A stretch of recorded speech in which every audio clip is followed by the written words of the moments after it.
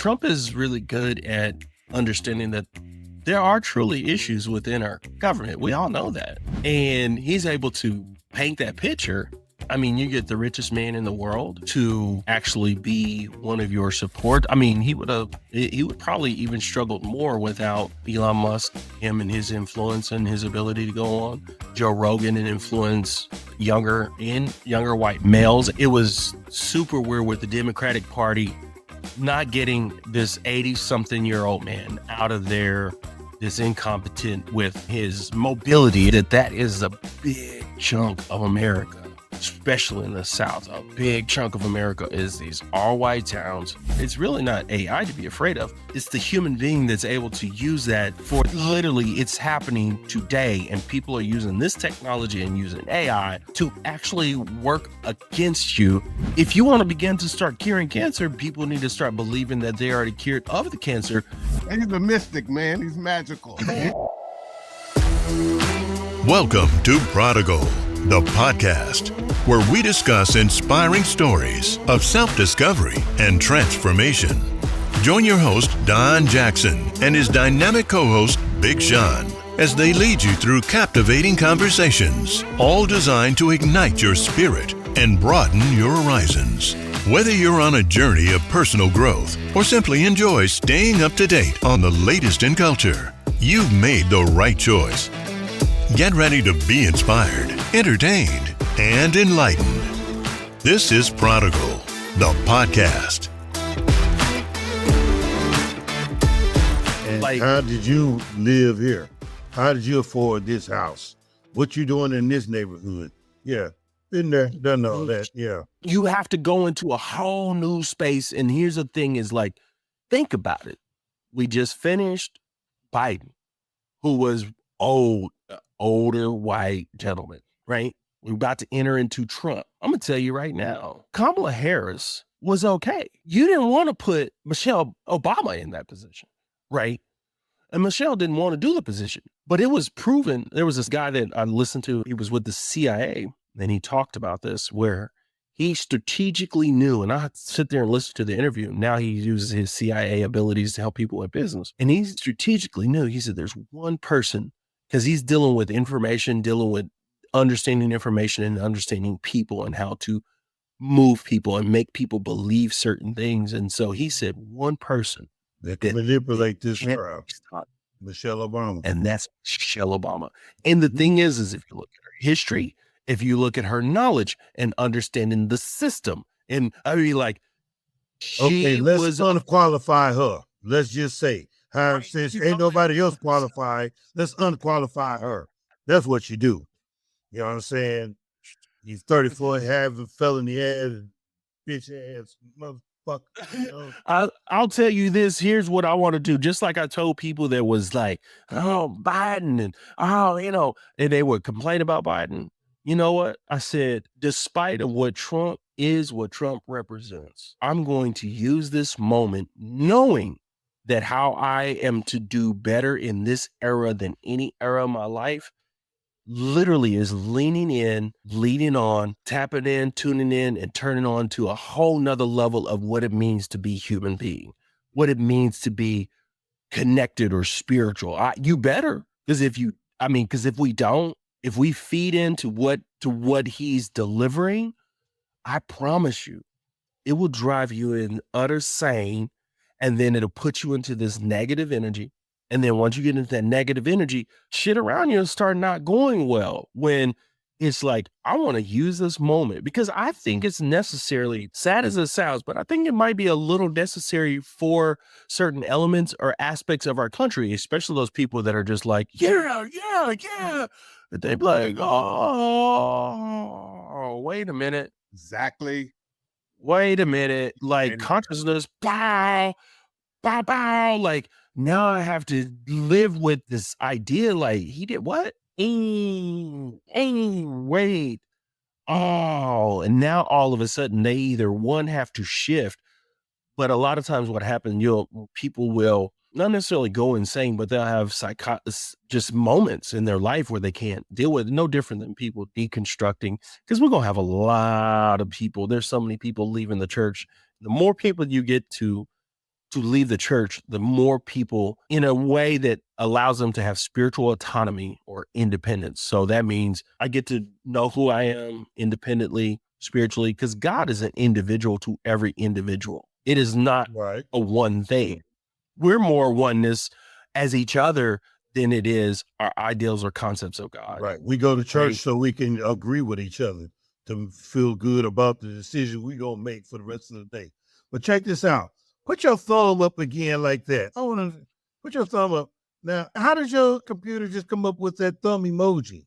That probably has to do with it. It's typically it's the software. Oh, there you go. Yeah. Yeah, I was watching Sports Center, Kirk Herbstreit. They had him, Dan Orlansky or whatever. He was doing the heart emojis and all that good stuff and all the hearts. Yeah. How do you do that? He's a mystic, man. He's magical. That is. Mysticism is something that is funny when I'm doing that is like, so basically there's something within the software that is looking at me and it's actually saying, hey, whenever I see this, Right. I'm going to, But I don't I'm know going what to- software. I need to have some of that software. I don't know. Yeah. I don't, honestly, I'm just wondering, like, I know I have it hooked up to this particular box here. I got this, I'm using a pretty big camera too. Tell me something real quick on your relationship, you guys' relationship, your relationship with Don, in terms of him, he's got the Prodigal, and I believe that the Prodigal podcast, right? Leaving church and finding God was That's book. what we're on. Tell me about a little bit about your story about you growing up and your, the belief system that you grew up with. Oh, well, a little about myself. Well, I'm from Tulsa. I grew up in Tulsa. I'm from a little small town outside of Tulsa. But I came in, and if you're talking about Oral Roberts and all that good stuff, I was the first Black to go to Victory Christian School. So, Wow, are you serious? dead serious. So, Wow. back in those days, Billy Joe Doherty and all them folks, they loved them some Big Sean. Yeah, I can believe it. And so Oral Roberts was kind of like, I used to call him Grandpa. Wow. I went to, like I said, I went to Memorial and then went to Victory and then went back to Memorial.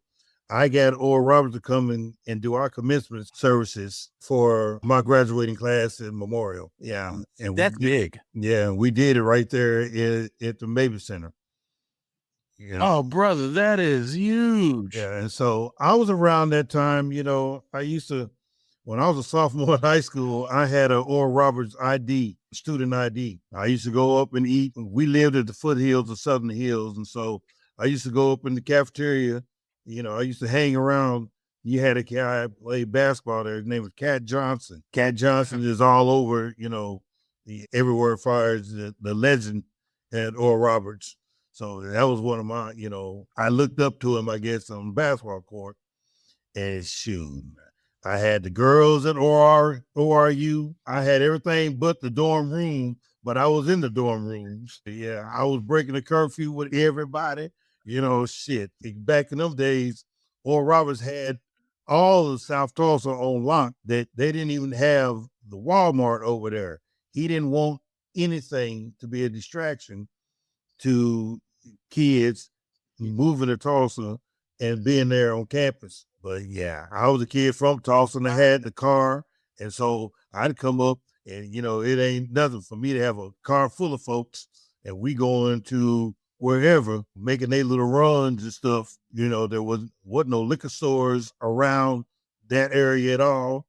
So I'd drive all the way out to North Tulsa, over to the Glass House, so they can get them some liquor. Wow, what a story. But I think it's really neat that you were around being the first Black to go to Victory Bible. No. Or Victory Christian School. Yeah, the high school, which is now, they got them Wow. drinks from Oral Roberts. But back then we were in a car dealership, 41st and Sheridan, where the Sam's Club is now. That used to be my high school. Wow. Did they recruit? How did you end up at Victory Christian School? Well, my mom and I attended Victory Christian Church. We went to church there. Okay. But I played basketball and one of my neighbors was the assistant basketball coach. And so he used to see me coming up and down this driveway, bouncing my ball, walking to and from the park to play. And he asked, "Are you any good with that?" Of course I am. Won't you come and just come, hang out with my team? And finding out that he was a coach and this and that or whatever. And I was like, okay, sure. And of course, I was a little black boy out there with all the rest of these little white kids and doing stuff that the white kids were like, oh, wow. And I promise you, if you remember the movie Finding Forrester, you remember that? Remember when he had to go to the private school and there was one black kid that was there before him that all the white kids just stopped to watch them. Yeah. That was my story at Victory a long time ago. Yeah. But yeah, well, we want to get back into that right now, but we really want to talk about what's going on with you and what is it that what do you hope that your viewers take away from Finding? Why Trump? And what is it that you single-handedly can you do to make Black folks more aware of the bullshit that we are getting ready to go through, and your story had to be told, and how to get people to support your story, if you will, because I know it's hard as a Black man, as an entrepreneur, as a promoter, and all these other things in our lives. It's hard to convince Black people that you ain't here to hurt them, you ain't trying to steal from them, and you bringing good news. How do you do that? And that's the reason why we go to church, because that I was about to say, brother, I mean, that nigga is standing in the pulpit, he coming with some mighty lies this week to get you to understand something about why you need to come up with this Bentley payment. I mean, we've been doing church for so long that it makes it real difficult for us not to, people have been talking to me about quasi-pastoring. And it's like, I think it's a joke in the sense that it's like, oh my God, I don't want to be no pastor. But I would run a concert center and I would be more of a spiritual director type of person, meaning that you still have some of the elements, because that's what we know. That's the constructs we have been branded with for centuries. And so therefore it makes it real easier or palatable. I deal counsel and coach people all the time, and they're just like, how do I not seem like some crystal loving witch? It's kind of like by not being that.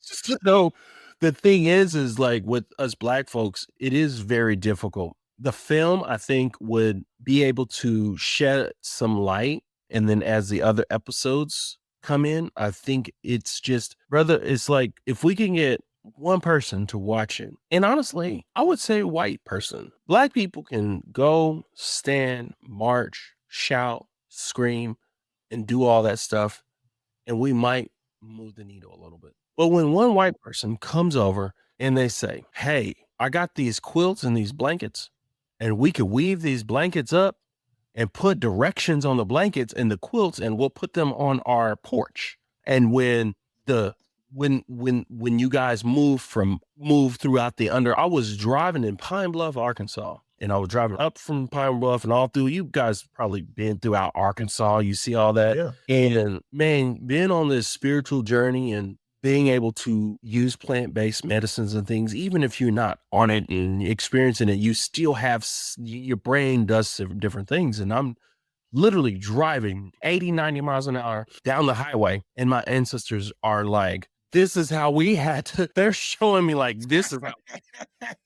And I'm like, your timelines say this is what they experience. This is how we had to get from one place to another, trying to get away, trying to go towards certain areas, and we're trying to move south or move north, right? And I was able to really fully grasp and think about the Underground Railroad. And it was the abolitionists, right? It was and I'm not saying it was just them, but it's what's moving within them amongst the masses of the people. Amazing Grace, how sweet the sound, save a wretch like me. That was a song from a slaver that was like, had this Damascus kind of experience that was all of a sudden woken up to say, look at what you're doing wrong. And so I believe 100%, brother. I believe 100%. It sounds crazy as hell, but this thing is deeply spiritual and it has a really connection to our consciousness and higher consciousness. Being able to watch this movie hopefully just adds a little bit more awareness where I'm like, okay, I've seen it. I'm able to see it. But more importantly, like I say, if you have someone that's white that turns around and watches it, and then they say, you know what? I'm standing up and I'm standing with these people, right? I'm standing with these people. All of a sudden, now you have a synergy and you have a certain level of unity, right? You have a certain level of collective consciousness. Well, it ain't right until it goes white. Until we get somebody white to stand up or to say something, then, that's always. And if we as our own people stand up and say something against the system, then we have to be militant or we're disruptive or we're the bad seed. That's just how that is. That's the shit that they embed in our train of thought to let you know that thumbnail to hold you down to say, well, wait a minute, boy, this is not your lane. This ain't for you. You was talking earlier about being in the rural area and you can have white people and black people live in the same rural town. The difference is, the white folks got the old washing machine and the refrigerator in their front yard on their front porch. Now, black folk, we might have a chair or a hoopty that ain't ran in 72 years, it in there with a flower bed in the back in the trunk. Now, we might have all that kind of stuff. One of the things that, on the other side of that, one of the most offensive things that I have found in my life that white people can say to me, and I say offensive, not something to get their teeth knocked out, but the most offensive thing that I find the white folks have said to me is, so what do you do? What do you do? How do you live here? How do you drive this type of vehicle? What do you do for a living? Where do you work? And I always have something to say. I tell them, one, that I'm a stripper and they call me coffee cake. I take peanut butter and rub it all over my body. That's, yeah. And when they look at me real crazy, and I said, and I hope that they girl is standing right there. And I said, shit, we can do a private show right now. Come on, honey, let's go. Let's go back and you go back and tell him how I do that shit like the old girl in Blazing Saddles. It's true. It's true. Would you find that? I think we would find that too more prominent in certain areas because, like, in certain areas, Chicago, LA, you don't know who you're talking to, and in New York, I remember 2008 riding around in New York and you seen brothers in their 30s driving Maybachs or Maybach. And I think it's like people get so used to, like, me being literally, I've spent the last, I don't know, ever since I've been in Tulsa, so almost after school. So the last 15 years with Malachi Group as a consultant, I wasn't consulting. I'd say 98% of the people I was consulting were white ran businesses. I would get approached by various people and they would be like, of course, they didn't actually just say, what do you do? They said, did you play football with TU? Or, Oh, yeah. like you hanging around the owner, you're like, did you play football? And so my Are you a rapper? Mm-hmm. Did you play football with it? Because I would be around owners of businesses. And I'm like, and so I would hit them with, no, I'm a consultant to the owner for his businesses. I do that on purpose. Like, I always like to hit a person with it. It would be true, but I always like to hit a person with what they're not expecting. Like, oh, here's the thing, brother, man. We can go into what is taking place right now when we truly, truly understand this reality, understanding things of duality, how we living. I told someone some time ago, there's different things that I get as a mystic. So what that means is that there's certain people that roam the earth and we just here for this moment in time. We realize that we're here and we're gone and we already know we're gone. And so therefore we're just playing out the story. And so I had a download, I don't know, 20 years ago. And it was like, you're always singing the song, put God first in all the things you do. But if I put God first, that's categorizing a deity or an entity. You want me to put the institution first. You really want to put the church and the institution and what you do there as a reverence to what you believe is God, but it's not actually God, right? I don't have to categorize a entity if it's an entity that actually is that could give probably two shits about whether I am honoring him or honoring it through some saliva and spitting and worshiping, when it's like I'm such a deity that I don't even need to be worshiped. Like, why do I need your worship? Like, When you that's need the to only thing worship. happening anyway. When I'm If the son just emanating. Hold on. I'm just the hold son. on. Hold on. I'm just the son. Let me lay hands on myself. I'm Wake just the up. son and emanating. And if this is a closed field, it's only one thing happening. So let me ask you a I quick question. I'm sorry to interrupt. So here's the question for you. When they say that they're gonna lay hands on you and the mothers have that oil, do you think any of them had baby oil? Probably at Diddy's place they did. had all kind of oil. I never did. Not the olive oil. I'm talking about that baby oil. They say, damn, this is Johnson Johnson. With the olive oil, I never did understand. Like growing up, I never understood because they would always have that same shape, that same bottle. Yes. Then I end up, you go to restaurants and they might cook with olive oil. But Mhm. 26 years ago, I buried someone who normally cooked with olive oil. Mhm. And it was like so intriguing. And it comes to one thing I found out is the olive oil that they would use for blessed oil tastes like shit Mhm. compared to other olive oils. Man, that olive oil, and I remember the smell of that, man. Yes. It's so, It was stay on you. And they would tell you, when you got some baby oil, you say, wait a minute, that's Johnson and Johnson. Man, I don't know if I ever went to that level I of, never forget, I was running late for a show. This is crazy. We was building the church and so forth. I didn't have any more activator. No one really too much know this story. So I got some girl. yeah, what oil did you get? Olive oil? olive oil. And I put it on my Jerry Curl. And then I got me a shot of grape communion juice. I was ready. Boy, yeah, you might not want to tell nobody that. By being a preacher's kid, it was one time I was little. I drunk up half of the bottle of the that Welch's grape juice. I didn't understand how that was the blood of Jesus. You know, I got off the drums. I was so thirsty. We're backing off and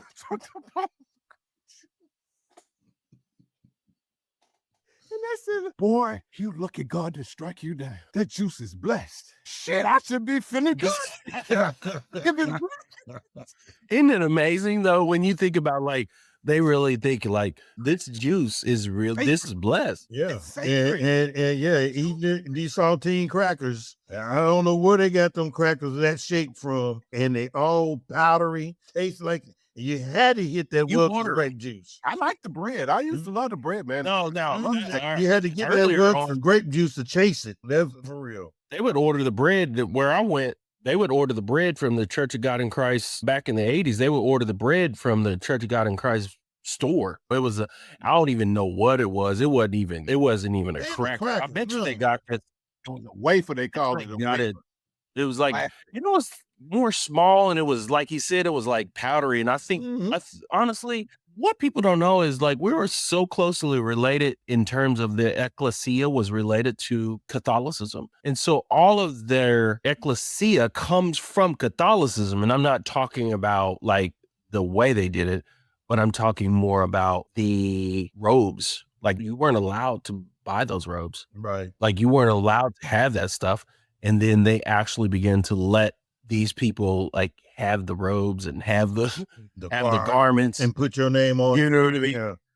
But how we all, I mean, I guess with a certain age demographic, we all can have the same stories, and we can relate to, I'm not going to say traumas, we can relate to trials that we all went through. But the crazy thing is, at the end of the day, everything you experience, if you messed up, there were always that threat of you gonna get it, you gonna be in trouble, and you don't run in God's house, you don't play in with God, God gonna strike you down, and all this good stuff. I grew up scared as a Christian. I didn't know what I'm supposed to do. End times? Did you grow up with the end times? Oh, of course. Did you ever see did it ever get too red outside where man, I remember being in stores or being different places in my house, and I'd be looking around the house like, oh my God, there was somebody end times, like Jesus came back. All I can do is I remember it was a time where I used to pray that Jesus would kill her now, give her a heart attack, give her a little stroke or something, because I was getting ready to get my ass tore out the frame. You talking about early, you want to get that ass whooping over. I don't want something catastrophic to happen before that take place. Let me make it one more day, God. I promise you, I ain't gonna do that again. Was you told that, this hurts me more than it hurts you, and this is love? Oh yeah. In a way, does that not mess with you? Like you were told as you were about to get your ass whooped, it's gonna like hurt you were me told, more than it's gonna hurt you. How? right? How? That's a lie, bro. Well, this is not gonna hurt me so much. Might hurt your spirit, might hurt your feelings. Yeah, how far we have come. They did to us what was done to them. Mm-hmm. Absolutely. And church is getting ready to have a real shaking. Yes. So we were very sad, personally, that Trump got in office. But I'm kind of like you, Malachi. We might as well get this whooping over because it's inevitable for everyone to see. And then everyone, not everyone, but people individually was begin to start to wake up, because you only change when you suffer. And whatever you've been doing, and if it hasn't been working for you, and people are really seeing now that how can this group of people do such a thing? But what you've been taught all your life to love, to do this, to do right, raise your kids to do this, that, and the other.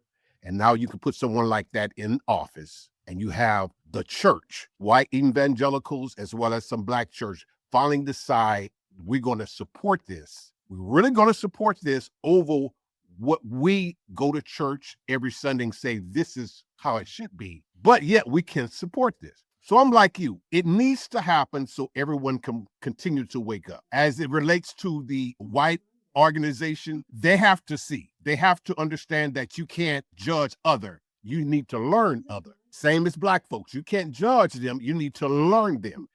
Your film brought that out very eloquently. For me, that's what I got out of it, is we have to learn some of these people. They just don't know us. They just see life differently.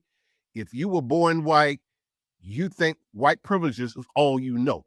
So fear can have such a strong hold on you when you don't know anything different going into the unknown. And then when you don't know, when you're dependent on a outer deity and you always going out and that deity is not bringing it in, you're going to look for something else. So Trump was the perfect storm. He was that perfect deity for them. Now, we as a people of collective consciousness, or whatever you want to say, we understand. We can have one foot in the dream, the classical, and in the quantum. We can sit back and watch all this shit and ain't got to do shit. But if we want to manifest, then we have to project and manifest that reality that we want to see now. And that's how people are going to have to start dealing with this at this time.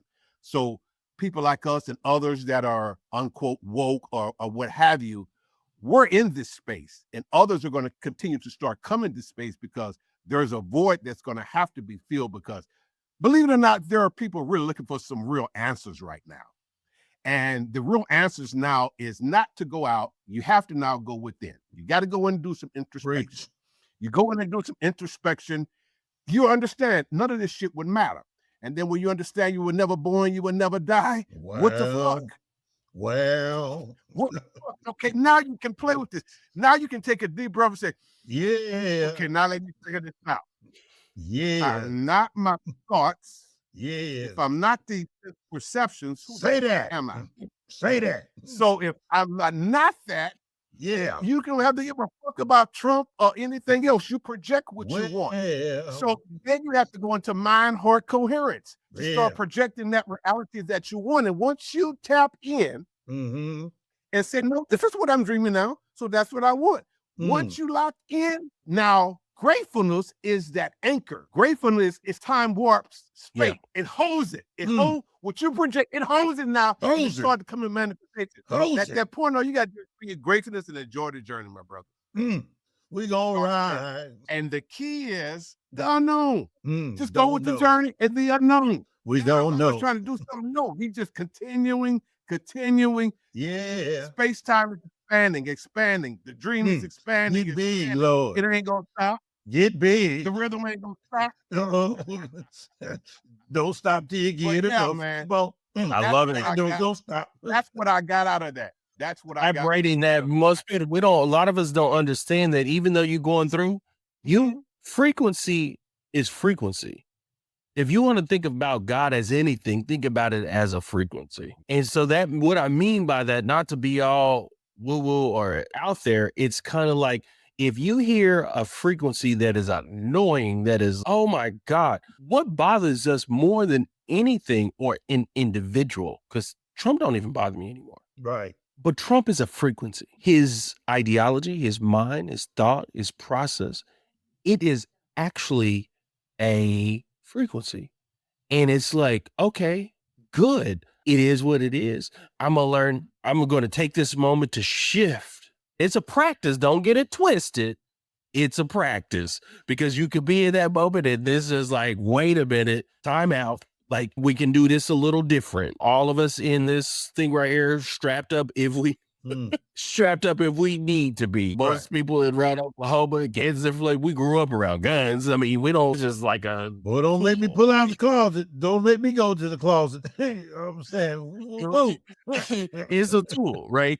But at the same essence and things that I understand today, brother, there's going to be more people that are multimillionaires, not necessarily related to just benefiting from Trump being in office, but being able to rise to a frequency that it didn't matter if Trump was in office or who was in office. Because if you don't rise to that frequency of understanding that, if you think about it, he got 4 years, he could do a lot of damage, but who becomes a multimillionaire and build businesses and organizations and institutions like we're doing and in the process to make the world a better place, and have content and information and things that they are able to have and hold and be able to use? That's not just a 4-year thing. We're talking 40 years, right? We're trying to do something that goes so far beyond. And that's one of the things that talk to about us as far as just Americans in general. We think about today, and we think about what we can do today, what we can have today. And I'm like, man, I've been on this trajectory for quite a long time, but whenever it comes to coaching, whenever it comes to developing the whole nother understanding level of consciousness and content and all these things, I think that's only been really a 2020 in terms of me personally online with the life coaching, and then taking over Carlton Pearson's expanded consciousness concepts that we worked on. That stuff is like still fairly new in the sense of me actively pushing it and being out there. He's only been gone for literally a year last week. And so my thing is like, I know clear as day that over the next 4 years, we can build what we have going on right now. And you know what? It's like the greatest thing I think we can do is build and be able to have the ability to control our own narratives and be able to put our own content out there and to be able to actually make a difference. Just can you imagine if we had a couple of million people each, and you look at the big perspective of who's out, the world, there's 8 point something billion people out there. 3 to 5 billion people are connected to the internet, and Google and different ones are steady working to get other countries connected. 1, it does help them. 2, it helps Google. But 3, there's a whole nother darkness to getting all these people connected. And the biggest thing, like right now today, it's amazing for me to get people from Kenya, people from, I think there's a couple of different countries in Africa where they like, man, thank you for speaking out. How do you do it? I got quite a few people from like Jamaica, different islands like that, where you don't really get to actually have a resource when it comes to someone asking questions about Christianity and what it is, and then being able to go deep into it. So a lot of people like they'll either thank you or ask you, how did you do that? Listen, And how right. can I do that? And so the thing is, with a couple of million people, we're having conferences. Not even that. We're with 50,000 people, you know, between 50,000 people. We got 1,000 solid people to actually, instead of it being this, we got 1,000 people going to LA talking about these things, brother. Business owners, and this stuff can affect you and make your life completely different. I'll look at the Joe Dispenzas and all those people that are out there with their stuff, right, going on. And there's not that many Black people that's being able to have these transformative experiences, right? Being able to understand. I'd even take it as far as plant-based medicines and psilocybin, and not just looking at cannabis as something just to get high with, but how do I use that as a transformative piece of, what would I say, just transformative item or device or something that I say, I'm going to use this to do this, not just use this to get high, right? I'm going to experience certain things in life because I want to connect to my higher self and then use that in order to make a difference to life. And specifically, I'll say, which I say a lot, is my people. Everyone, you know, I'll see brothers out there and I will look them in the eyes and say, thank you for being you. Stranger, I'll look, thank you for being you. Yeah. You know what? Praise. I love you, right, as a Black man because I'm a Black man. And do you know, I have never, ever, I get nothing but pure respect from here to Jamaica, right? Nothing but respect, because there was a day I grew up, my younger days were like younger, like 15, 16, 17 was in the 90s, and the 90s sucked. And when it comes to a lot of black stuff, when it comes to Tulsa, Wichita, Kansas City, Pine Bluff, banging on wax. It was just Baton Rouge, Louisiana, all throughout the South. Banging it was Little Rock, yeah. Yeah, and it was just mean mugging. You just people, you know what I mean? They're just riding in cars and just looking like this, like, you know what I mean? Remember? And that was just like, what you looking at, Nick? Like, I'm just like, bro, you got to walk down the street like this because you don't want some problem with somebody just because of the fact that the people are. We ever wonder what happened to those crack babies? This is them. Hey, man, I found out that brothers more than not, even some of the hardest, like most of them are in some level of like, man, I do want some peace in my life. I do what I got to do. And some of them are still out there running the streets, but you get one that's 45, 40, 45, 50, 60 years old. They're like, I'm good. And to me, we're in a beautiful moment where a lot of brothers specifically want to understand expanded consciousness without being so, I love him and I talk about him all the time, but without being too Billy Carson, if you know who I'm talking about. I like Billy, but being able to connect to us and being able to connect to who we are, getting on the basic levels of understanding manifestation, understanding of what it means to go within, to go without, understanding like some basic concepts of being able to understand who you are, God within you. Like it's cool, but without going into the aliens and the ancient history, and it's no different than the brothers hitting me up. Yeah, most of them are not really ready for that because they don't even know who they are. For that to even really resonate, they're more fast. A lot of brothers just fascinated with these stories. Hebrew Israelites, yeah, that's the same thing. That's a story. The Hebrew Israelites always hit me up. You know what I mean? You believe in the Bible? Sorta. Not really. Oh, okay. You're not. You're not. I could show you are in this Bible. Yeah. And I always go back to spirit, man. Spirit and experience. So, Malachi, let me ask you a question. I can't test it. Go ahead. Yeah, I'm gonna ask Malachi a question. So, what's next with you, brother? What's your next project that you got coming up? The biggest thing I'm working on is the expanded conscious community. And that's a community of communities. So in other words, like, of course, within the expanded conscious community, which I go live every Thursday at 8:30 with guests, but the biggest thing I want to do now, I want to do more teaching because it's like, I love teaching. I've been studying for a long time and I do it 24/7. I'm always studying. And so therefore to be able to share that, I'll share it within the community, share some private things. And within probably 6 months, I would like to have the Institute of Expanded Consciousness, and being able to have it where you're not able just to see me live or see interviews, but you can actually take a course like on Christian mysticism and be able to get a deeper understanding of what that is, a mysticism in itself. Be able to take maybe a couple of week course on deconstructing, that would be deconstructing Christianity. So do you have And a also, docu-series coming up at all? we are still plugging the docu-series. We put so much time into the docu-series we have now. That docu-series is still going to grow. We are in place to go to the PBS. Of course, Tubi. Tubi. I get them things. Tubi is who has it now, doing well. PBS has really been looking at wanting to host and have it, but have all the other episodes.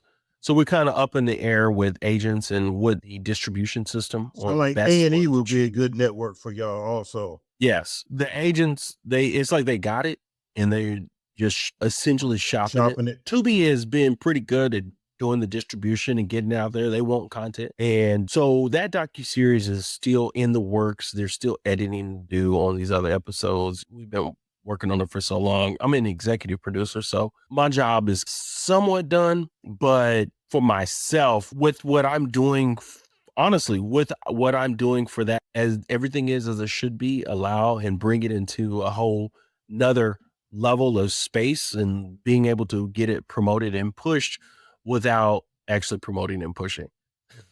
I just want to say, you man, I applaud you for what you did here, for your involvement with it all. And you try to belittle yourself when you say, I'm just the EP. No, without that, without that, the project doesn't work. Yes. But I'm just I mean, I was pretty deep. Like, he stayed at the house, and I'm pretty deep in it, but humble at the same thing, in terms of like giving the people that are boots on the ground. I did some of that, the editing and all that, giving them all their props, you know what I mean, of all that time that they're spending to do that. But I would love to eventually do a docuseries. I still have a 3.5 hour interview of Carlton Pearson. Oh, and okay. Like literally his last in Atlanta for his service with Larry Reed. I just did all the ones that were here in Tulsa, but of course familiar. Yeah, we went down for those services. Oh, okay, gotcha. Yeah, we were down there kicking it, trying to see the turn up, see what was going to happen. Yeah, I was next to Serge Caesar when she said, I just want to thank God. And he said, well, me and my husband. Yeah, the first gentleman. Yeah, and Shirley said, what did you say? Anyway, man, I'm going to, I want to encourage all of you putting them thumbs up and stuff again. I get you. It's been real. Yeah. It's been real, man. We didn't kept you 2 hours here, and we could talk another 4 it won't even crack an egg. Right. Because I want to bring you back and do an interview when we're not just talking about this particular documentary, Why Trump, because you're definitely a brother of such depth and knowledge in a lot of ways. And I just love your journey. I've been able to work with Wayman Tisdale. It's the connection, as well as Bishop Pearson. And I really have just enjoyed your journey more, learning more from you and your personality after Carlton this last year, where I'm really learning you. And bruh, you got something, bruh. You really do. And for it to come out and blossom like it is, as Bishop would say, the best is yet to come.